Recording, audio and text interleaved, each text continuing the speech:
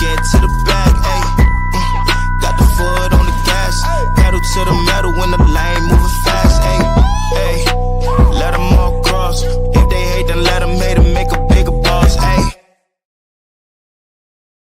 What is up, ladies and gentlemen? We are back. We are live at IANA. It's the Freight Coach Podcast. My name is Chris Jolly, and I got my good friend Kristy here. Today, she is the queen of intermodal. If I'm being completely honest, she's educated me personally a lot over the years and how she balances out being a broker and everything out there. So what does IANA mean to you, your family's company, everything? You've been coming here for 20-some years at this point. Yeah, no, absolutely. It's extremely important. That is the niche of my company. The bulk of what we do is shipping intermodal, and it's super important because we come here and we get to meet with our dray carriers that come across the whole country here. All the railroads that we work with all come here, so we get to have meetings. I think I mentioned to you earlier, we typically have like 36 meetings when we come here in like 3.5 days. So it's so important to be able to meet everyone in one space instead of having to travel across the country. Not that we don't at other times too to see some of them, but you're not going to see all these carriers all the time other than here. Yeah, it's, I look at it, there's so much in this industry that's out there. And like, how do you maximize a trade show? Let's start with that, because you're saying 36 meetings across this time frame. I think there's a lot of people who want to come to trade shows, but they're afraid, like, is it going to be worth my time, the resources that you invest? Because obviously, like, this isn't free, right? And if you own your company, Kristy, so you look at your P&L every single month. And how do you maximize this? And like, what's the ROI of coming to a show like this? Yeah, so as far as maximizing it, we know we're going to meet with all the different railroads that are here. So that's the first thing. And then as far as the carriers, we have all the carriers that meet with us. So we want to make sure that we are booked pretty much from 7 o'clock in the morning. And sometimes we don't even get into 11. There's breakfasts, lunches, dinners. You need to make sure your schedule is packed with these meetings to meet the people, because a lot of times these people are not going to be on the trade show floor like maybe 20 years ago. So we come here and make sure that that happens. And it's one of, as far as the ROI goes, I would just say, I can't really put a number on it, but it's the relationship building. Yeah. At the end of the day, I've been in the industry for 28 years, and having the relationships with these dray carriers and the railroads is extremely important, especially the dray carriers, because again, when there's a shortage of equipment and they had delivered a shipment and they have an empty box, instead of bringing it back to the ramp, I want that carrier to give the box to me. So building those relationships have been key. And over COVID, I can tell you, we got a lot of our equipment from the carriers that have the boxes, and they might have 10 different companies that are asking them for equipment. I want them to give it to me. Yeah. So as far as the ROI goes, I don't know the number, but it's huge, just because, again, those relationships mean everything. When you need something done, you need them to do a favor for you. Those type of things. So I just can't tell you how important it is on the relationship side. What is it about intermodal that you guys like? How did this kind of come about, right? Because you're a family company and everything. You're running it now. What was it about this where that was like your guys' core service offering? Did you guys kind of fall into it, or was that the plan from the beginning? So initially, it goes way back to when my dad actually worked for the railroad. Okay. We originally are from New Jersey, so he worked with the railroad there, moved to Pittsburgh with the railroad. And then initially, when they wanted him to move to Omaha, he was like, nope, I'm not moving again. I'm going to go on the 3PL side. So going on the 3PL side then is brokering the freight for the railroad. And that's when he started working in the industry for other companies and just shipping railroad business. So that's how we got into it when we opened the company in 2003. Again, my dad was able to get the rail contracts because of his relationships, started the business, and it was only intermodal initially. But then as it grew, those customers then wanted us to do the truckload and the LTL, which is how those services came about as well. So how are you guys out there developing business in a time like right now? Like, are you guys focusing in on that niche? Is that, or is it like you guys have been working with the same companies for so long now that's kind of like that deeper selling with them is the strategy?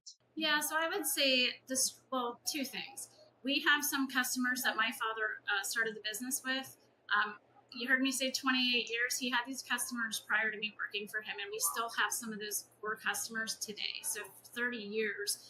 We've been shipping heavy in the rice industry. That's how the business started, and we still have those customers today, but it is about growing organically with those customers. But then again, targeting other customers out there, because on the intermodal side, a lot of people don't realize how much intermodal is to them from a, saving money, just saving on the whole ESG sustainability side of things, because that's a big thing nowadays. To sell that can be a little bit challenging, but it's really about talking to customers. Hey, ship your truckload on the products that need to get there, and then ship backup intermodal so you can save money. That's the biggest thing. So then you're replacing your inventory with the backup shipments of intermodal. So I think that's extremely important. Sometimes it's hard to get that across to customers that have never shipped intermodal, because when you're shipping truckload, you're just picking it up, you're delivering it. With intermodal, you do have to block and brace differently. There's longer transit times. There's things that can happen that cause delays, and sometimes that can frustrate certain companies out there. And something like that happens, they might say, well, I'm not going to do it. But if you can save 20-30%, which in some lanes, that's going to be the key over 700 miles, it's important. So we have to go out there and educate these customers and reach out to them, because most customers, if they're shipping truckload, they can probably ship intermodal too. So it's talking about their network and really understanding their business and explaining to them how this can actually help their business and, again, help their bottom line. Yeah. I think that, from my perspective, it's even having those different options kind of in your arsenal. Like I talk about it a lot on this show is, I think the days of being a generalist in this industry are, I don't want to say over, but I feel like for companies that are smaller, which make up 90% of the industry, you need that core offering that gets you in the door. And then I also look at, like, I was just talking about this the other week, Kristy, like, somebody was like, why do you just do flatbed? I'm like, I don't know. It's a $60 billion market. Why do I need to do anything else? And then on top of that, there isn't one provider out there that controls more than 1% of the market. So if we're looking at it from an opportunities perspective, and then especially in today's environment, and I think COVID created a seismic shift on how people are going to want to source their transportation due to, I mean, you probably saw it more than anybody, the amount of disruptions that happened with capacity out there. So now it's like they don't want to just work with anybody anymore. They want that person, that subject matter expert who's going to come in and be able to separate yourself from everybody else, because there's business to be had out there right now. There's new business to be developed. But I don't think the days of, hey, give me your freight, we can do everything for you, is going to fly anymore. And then especially, I just look at it as like, I want to, I look, from like the thing like, oh, I'm really good at multitasking. No, you're just really good at doing multiple things half-assed, in my opinion, right? So it's like for us, when we're building our company, and it seemingly that's been a core of your guys' business for almost 30 years now, do you see yourself just continuing down here? How do you improve your service offering by being that niche-based provider? Yeah, so riches in the niches, right? And I'll tell you something real briefly too. So it is important to stay in that niche. You have to be an expert at something and not try to, like you said, half-ass everything else. But at the end of the day, it's important to continue to push forward with that niche. A couple of years ago, we decided that we really wanted to strategically grow our over the road, because we know to get to my goal that I want to for growth in the company to 300 million, I'm going to have to also grow the other areas. Yeah. But we started to deteriorate the other side because we weren't focusing on it. So now we're just going to continue to focus, double down on the intermodal side and continue to push that forward, because again, there is a lot of business, even though I think intermodal is maybe 4% of the overall market, but it's a huge number out there. And we're competing in a space with asset carriers like your Schneiders, your STGs, your JB Hunts that are out there. They have their own boxes, their own drayage. We don't. We're non-asset based, so we rely on the railroads to help us. We could also use those options, but we also have a lot of other options, 40s, 45 footers that we can move domestically. So as a non-asset IMC, we have a lot of different options in our tool belt versus like just an asset carrier out there that if you move with them, it is just one option they have. Even though they do other services, they're not going to be able to use a railroad box or another provider's box like we can. That's our uniqueness. That is my sell out there, because again, with some customers, we can be very flexible and switch on a dime when they need it, where sometimes it's challenging for those bigger, larger companies that are the asset base. But again, in markets like this too, they can also buy into markets and we can't. Yeah. So that again can make it challenging, but it's just getting out there and talking with these customers and hitting many of them as you can and just pushing forward. How did you come to that conclusion as a leader to go back to your core service offering? Because I feel like, I know I've gone through this numerous times over the years where it's like, oh, we have to do this. And like, we actually just recently went through something like this inside of my brokerage where we're like, hey, let's go after some drive-in stuff. Let's go after it because building's slow, right? Like flatbed right now it's down as a market overall. But like I was going out and I felt myself getting scattered. I'm like, why do I feel like I'm doing a whole bunch of shit but not accomplishing anything with it? So like as a leader, what was that moment? Was it just a bunch of little things, or did you know it earlier on? You wanted to see if it was going to play out, and then you finally just cut the cord. I would say, we put all in to grow it. We purchased a system and spent a lot of money. I brought in leaders. The problem was when we brought in leader after leader and it didn't work. And it's not that like I don't know over the road or my COO, we know it enough. But again, we needed someone who was an expert to grow that, but it was not working with the people we put in place. So then it took our focus away from intermodal to where like we were trying to figure that out, spent all this money, and then we were like, you know what?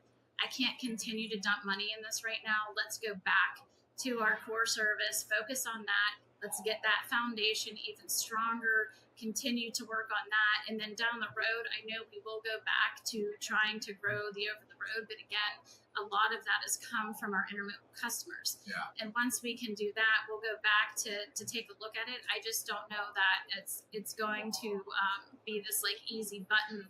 But right now, it's really focusing on it. So I would say, like to your point, what made it happen was having the bad leaders that we brought in that just did not push it forward and spending all the time and money into it. And it was just like, are we going to keep doing this and failing, so to speak? Do you think it's more beneficial for organizations to develop leaders as opposed to go out and buy them? And I say that in the sense of like, I've heard this from multiple founders that I know, right? Where it's like, every business, your company has an identity, their companies have an identity, mine has an identity. Why is it so hard for outside experience to come in and buy into the way that you guys do that, do you think? I think it's interesting because I do, get my leaders training and stuff like that. I think part of it is, truckload is a different world, I think, on that side.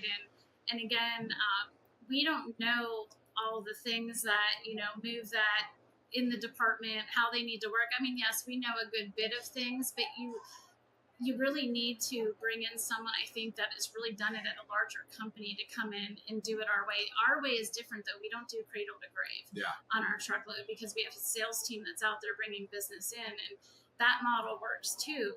But I don't know why it's so challenging other than, well, part of it would be we're in Pittsburgh. Yeah. It's not a big market for truckload. So someone, I think that might be the right candidate would have to move to Pittsburgh to do that. But again, like we've put in multiple leaders that just, it didn't work. And again, it's not that we wouldn't invest in them to do more. I think at the time, you bring in people that have been in the industry for a while and you feel really good about it. And then unfortunately, it just hasn't worked out. Yeah. So I think it really comes down to the person, and maybe it's the culture too, because we have a certain culture that we built with the company through intermodal. And sometimes you do get a little bit of this between the groups because in truckload, they want to play music and it's a little bit louder, but it's never really been loud in our office. And that's something we're changing even now because, it just has to be that way. Yeah. And I do think just getting better leaders in, and again, the coaching, the mentoring, that's something we're doing now. We just started a new training program even with everybody. Everyone in the company is going to be retrained on pretty much everything because as we continue to grow and at the level we are today, things are changing. So how are you like kind of approaching that from a training and development thing, right? Because I feel like most companies, I mean, again, I don't know the insights of every single organization out there, but a lot of companies don't invest in training and development, right? It's here's a couple of weeks, go out, figure it out. Why what happened where you guys are like, hey, we got to double down on our core strengths. We got to train our people more. We got to continue to train them. Like, I'm all about training. Like, I never think I'm going to be good in business where like I don't need to continue to learn. So like, what was that? Was it like, do you work with other, like a mentor who came to you, like, you guys got to go and start there? What kind of came about? No, I think it's just the fact that, there's been a lot of people that have been with me a long time, and we have evolved. We've gone from a very small company to we'll be over 100 million this year. Nice. And with that comes a different way that you have to handle business, or we're bringing in larger accounts that demand a lot more attention and detail that we've never dealt with before. And some of our people, they've never dealt with it either. So I would say when the training really came about, like, we knew we had to train. I thrown into the fire. We all, sit for a couple of weeks, right? But we know that it's not the best training. And we really did a deep dive this past summer where we were really asking people questions about, how do you do this? How you do, finding that people are doing things different. No one's doing the same process the same way. And I did an interview with Eileen Dabrowski, who worked for Reed Transportation. She was a professor. They came and brought her in. She learned every role, sat in every seat. They were about the same, same size company that I am today. She built the training program because she's a teacher, and you have to sit in every seat. And I was so intrigued by her. Warner purchased them, so she went to a lot larger, working the training program, finding out most companies don't have a training program. Yeah. I want to be the best customer service company because that's all we have to offer in solutions. And if we're not as good as we need to be, it's going to be harder for us to retain business, to get business. So ultimately, Eileen did leave her company, and she's a consultant now. So we brought her on to work with someone in my company that's worked in almost all the roles and train the trainer. And she helped us put the program together because this is what she's done. I want to say most companies, to your point, don't think that it's that important. It's probably the most important investment you will ever do, because you will never be better than anyone else if you're not focusing on your people and giving them what they need. Plus, to move up to different levels, move around in the company.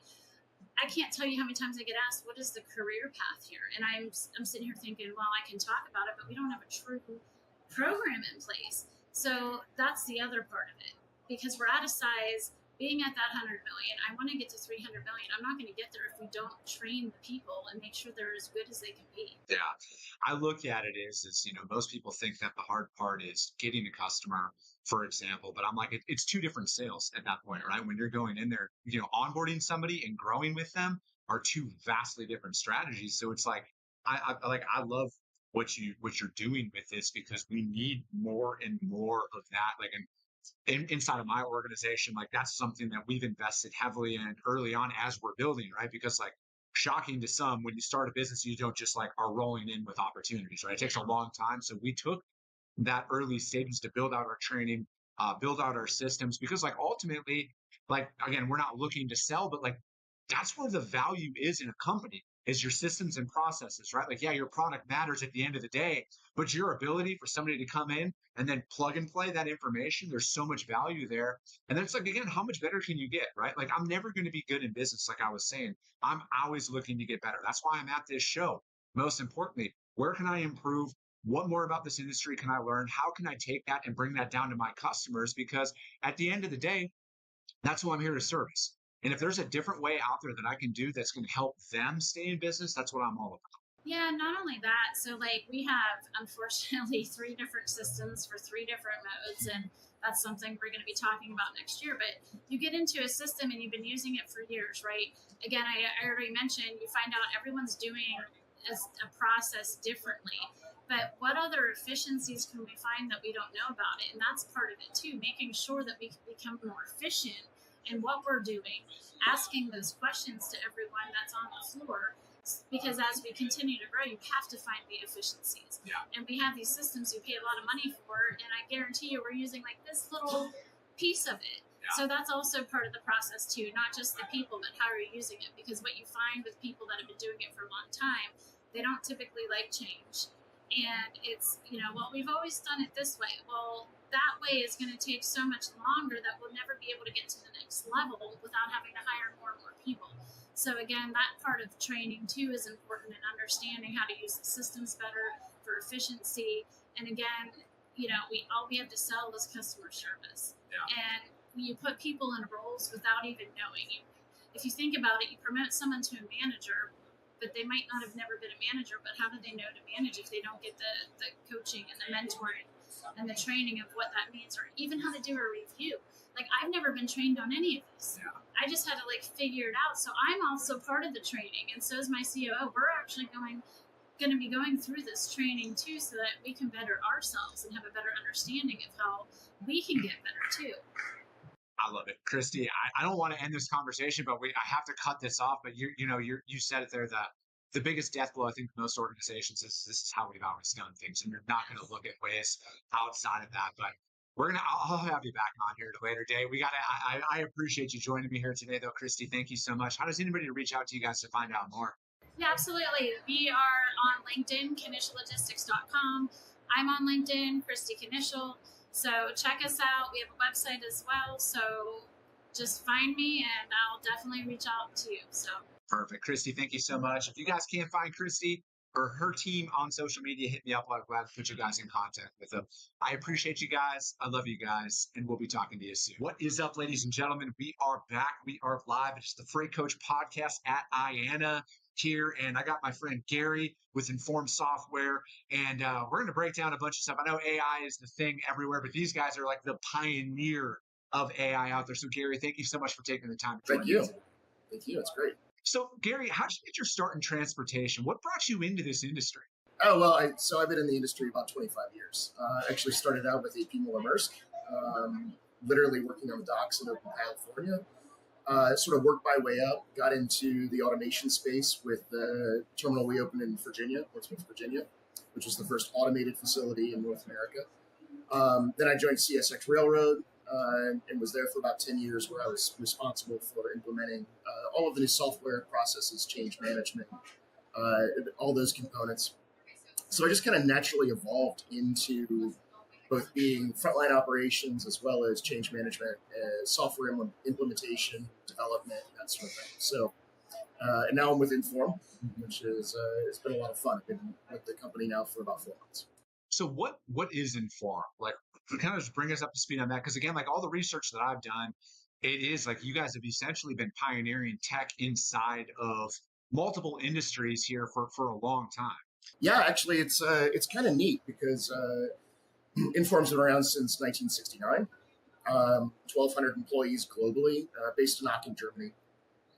And it evolved out of a university in Aachen. The founders got into what was then called operations research and that sort of thing. And it sort of progressed over time into what's become a pretty natural fit, right? So the AI craze and revolution is not really a revolution for us. It's kind of we're slotting in pretty well in what people are thinking about how transportation is going to work. With inside of the intermodal and drayage space, what is it like? Because there's been a lot of automation inside of warehousing for a while now. Where has this kind of evolved here over these last couple of years? It's kind of had an interesting road. I came from both marine and rail background, so I've been exposed to both. It's really, kind of, how do you say it? It has not really evolved as far as we've wanted it to since I got into the space, 15 years ago. We all expected it would be much further along. It tends to be a very large industry, both in marine and intermodal, that's slow to change. Everybody comes to great places like IANA and talks about, change in the future and things like that. But in terms of actually implementing technologies and advancements and automation, it's been a little slow, but it's picking up. And part of the reason it's picking up is that the barriers to entry are coming down. Yeah. Right. You used to have to buy an automated gate system and it cost $3-4 million each. Now, a smaller facility, a non-railroad, can start getting into that space in a much more affordable way. And that's really where Inform is starting to focus a lot of our energy. So you guys are going out there. Are you guys attacking a product for all size warehousing and operations out there then? Yeah, actually, we already have existing systems that are implemented mostly in Europe for the distribution and warehousing side. We have multiple optimization modules that have been implemented in North America on the marine side. and we've been working with a large Class 1 on optimizing and automating one of their intermodal yards, and soon to be multiple of their intermodal yards. So the suite is really looking to now get into that space where the barriers of entry have been very high. So your average smaller to medium-sized distribution center, chassis yard, intermodal ramp, whatever you see dozens of them everywhere. There really hasn't been a viable solution for them to jump into the technology world. Yeah. How do you guys fight we don't need this product, we don't need automation? Because I think inevitably we're with where we're at, Gary. There's a lot of the traditionalists who've been in this industry forever. This is the way we've always done things, and for me, as somebody who is out there, I'm trying to balance that old school methodology with new school tools, right? Because as a bootstrap founder inside of my transportation company, we're always looking to do more with less, right? We don't have VC money, we don't have PE behind us. It's all dollar in, dollar out. So we're approaching a lot of this is how do we get $5 of ROI for every $1 of investment out there? So is that the real hurdle that you guys are facing, do you think, of the ones who are we don't want this, we want nothing to do with this is a fad? Or are you seeing a lot of people who are hey, we know this is real. How do we implement this, and how do we start? Yeah, it's actually really interesting you bring that up. That's really the change management piece of it. Yeah. Having started on the waterfront quarter of a century ago, I've encountered a lot of the folks who are, we don't need that. Yeah. This is how we have always done things. And I think there's really two things that are coming along. One, like I had mentioned, barriers of entry are coming down. The cost of actually having technology is coming down. But I think moreover, the industry as a whole is evolving. And if you aren't going to get into some form of technology space, you're going to get left behind. Yeah. And I think even the most diehard holdouts are starting to realize that. And they're starting to really look at their operations, look at their sort of suite of what they're doing and saying, okay, well, maybe we can't do this on paper anymore because the other guy or girl is, and they're kicking our butt. Yeah. And then you start to work in things like security, safety, the expectations of a modern intermodal or transportation ramp. And it really becomes an essential to start to. Yeah, I just look at it, safety, security, accuracy, all of those things come top of mind because it's obviously there's competition in every single space out there. And it's what is your real differentiator? And I look at it now with, cargo theft being a seemingly $1 billion a year plus industry that's out there. And I hate to use the term industry, but it's very lucrative right now, right? Yes. And I feel at some point, the cargo owners are going to push back, right? They're going to need more steps. They're going to need to know, where is our product? Where is it located? Do you think technology is only going to make it more and more accurate to pinpoint this stuff?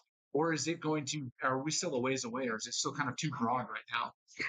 No, I mean, technology is absolutely essential to begin to combat this. And the epidemic is huge of cargo theft. And actually watching the presentation yesterday morning, and you don't realize it, but a lot of this stuff is organized. I mean, it's all organized crime. They're hitting trains, they're hitting trucks systematically, right? And sometimes the driver doesn't even know what's happening. So when you're up against an industry, as you said, we're going to have to more and more combat it with, security things like cameras, LPRs, OCRs, really having tighter control on inventory, understanding where everything is. I can't imagine in 5 years you're going to be able to just drive onto a ramp, grab whatever container you want, and drive off, which is actually how it happens even in some of the larger intermodal yards. Yeah. There's very little preventing it. So unless we start to fight fire with fire, we really get some technology in there, it's going to be a losing battle. How are you using your experience, your broad experience out there, to help evolve your guys' current product offering? So it's actually interesting. In one of my former roles, I was a primary consultant for the railroad that was implementing it before I worked there. And so just taking a lot of my own personal experience, having the right team, and having learned a lot of lessons along the way, that's really where we're taking the Inform product. And it's really more about refinement, right? We have a lot of really really smart and talented folks that you sprinkle in a little bit of hands-on experience and magic happens. So again, it's evolution, not revolution. And that is turning into something, quite big, which was, 10 years ago, pretty novel. Yeah. What are some of the biggest like successes of use cases of your guys' product out there where, again, it's that like you said, it's almost like a revelation of like, we never thought about like this side of our business. Have you guys been experiencing that after implementation? Oh yeah, absolutely. One specific example, again, with the big Class 1 railroad in North America, I think they came looking for software and had the general kind of, it needs to be, quote, optimized. And nobody really had any idea what that meant. They just knew they needed some kind of system. And as we worked together and we did the workshops, we did all the speccing, we did all of the development, what ended up happening was the Inform software ends up essentially running the entire inside of the terminal. All the truck traffic flows, queuing. Queuing is a big deal when you're getting into grounded facilities. So we're using that integrated with a number of other technologies so that trucks are getting called directly to their transfer spot. The boxes are usually right in the front or on top. So those driver turn times, which we know are really important, they went from a wheeled operation to a grounded operation with almost minimal impact to the driver turn time, and increased the capacity of the facility by almost double. Oh, wow. So I knew it was possible and kind of had to lead folks through that change management. But the end result is just wonderful. Yeah. So again, your frontline experience probably was really getting into that. You knew it was possible, right? So it was like, how was that like after seeing that come to fruition where you were, able to really kind of pull those parallels into like, hey guys, I knew that this was going to happen, but I'm glad we're here right now. Yeah. I always swear I'll never do it again. Yeah. It's so hard. It's a lot of work. Anybody that says that they can open an automated facility, introduce that level of technology and optimization, and it's going to be easy peasy, it's just, they've never done it before. Right? So there's a little bit of PTSD. There's a little bit of, I'm never doing that again. Yeah. But then you can kick back at some point and go, that was pretty cool. Yeah. And I'm really proud of how all that came together. Not just with us, but with the other suppliers, and then providing that product to the customer. Really, really fun stuff. So it hooks you and brings you back in, and then you do it again and again and again. Yeah. So what do you think we're going to come to a point where the majority of these facilities will be fully automated, and then the consumerism aspect of it where people, because again, like I look at it, Gary, where people are never going to want to be like, hey, you know what? I want my product to get to me in 4 days now instead of 2. Do you think that we're going to come to a point where the landscape of the supply chain is going to look vastly different in the next 5 to 10 years, where roles are going to go away, or are roles just going to evolve in their current landscape? I think I'm a bigger believer in evolution. Yeah. I'd say back when I was with Maersk and we were doing the project in Virginia 20 years ago, we all were convinced that the world was going to be automated in 10 years. Yeah. And here we are 18 years later. And there's pockets of heavy automation where it makes sense. And I've kind of over time begun to be more of the mindset of automation can mean a lot of things, right? So automation for a small ramp could be something as simple as an operating system or a camera at a gate.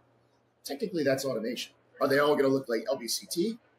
No, I don't think that's really. There's no business case for it, and it's very expensive, but it has a very particular area.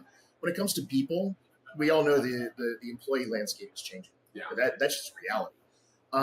And everybody has on their mind, AI is going to replace people, and I'm not really a believer in that. I think AI and technology and automation are going to begin to augment people and enable them. And always talking about automation, and then we get into union discussions and we're trying to offset jobs. And we're like, no, really, we're not. I'd say the biggest thing that we try to focus on is a reduction of dependency on employees. Yeah. So if you can't get people to do the job, or people are out sick, or there's a pandemic, I hate to make light of anything that came out of COVID, but we were running a terminal in Florida with literally 10 people. Yeah. And it wasn't pretty always, but Yeah. because of the level of automation we have, we were able to sustain that supply chain. Yeah. So I think I'll be long retired before it's all automated. Yeah. But again, as the prices come down and the demands of the industry come up, you're going to see more and more of it. No, I agree with that. I think like there's going to be a lot of, like I look at it like this, Gary, with automation. If you're a good employee and you work hard and you do all the things that everybody likes to think that they do, I think you're gonna be fine. Automation is just going to amplify your abilities and your capabilities. And I look at it from like a competition standpoint as well out there, where it's like, if you're running your operation, your ability to execute your customers' freight at a high level is the expectation. How do you get a little bit better, right? Because again, inside of transportation, there's tens of thousands, if not hundreds of thousands of competitors out there, all vying for the same cargo that's out there. What are those things that are going to move the needle to make your customers want to give more business to you? Or how, again, people call in, people get days off, all of that stuff. But I just look at it as it's like, this is the where things are. And I look at it from an improvement standpoint. People are always going to want their stuff faster. You can thank Amazon for it. You don't have to hate me for it. Thank Amazon for you ordering something and getting something to your house within 4 hours at this point, depending on where you're at. And, I look at a lot of where we are going though. And one thing that kind of comes to my mind, Gary, how are you guys going to fight the inevitable next wave of like cybercrime that's going to come about this? How do you guys have that and give to your guys' customers like, hey, this is the cybersecurity, the defenses that we have up to make sure that your operation can be fully automated, run 24/7? Yeah, I mean, that's a very interesting question. And it's come up here at IANA a number of times. How do you create that dependable supply chain where the freight's not going to get pilfered en route? And a lot of people have a lot of great ideas in terms of, you wrap the thing in bubble wrap or something. I mean, there's all sorts of crazy ideas about how we're going to begin to fight the cybercrime and actually the pilfering. So I think it's going to be a multiple kind of phased attack here. Yeah. In cybercrime in particular, it's everybody's kind of looking at each other going, okay, this is great. How do we protect ourselves from being hacked? And I know it's been in the media, a lot of the cranes here in the port are built in foreign countries that may or may not be Compromised. Compromised potentially. I mean, I have cranes that I could log into or used to be able to log into from anywhere and control them. So there's going to be a lot of money spent. And unfortunately, I think the big players like the Amazons of the world and the CSXs and the Norfolk Southerns, they're going to have the resources to combat that. Where we come in and where we're going to assist is bringing that security, bringing that dependability into that smaller space. Yeah. So you're not, I'd say, you leave a notebook on the table, a guy takes it and they have whatever they want. I mean, that's the reality of what this day and age is. So we have to make it available to everyone in a reasonable way.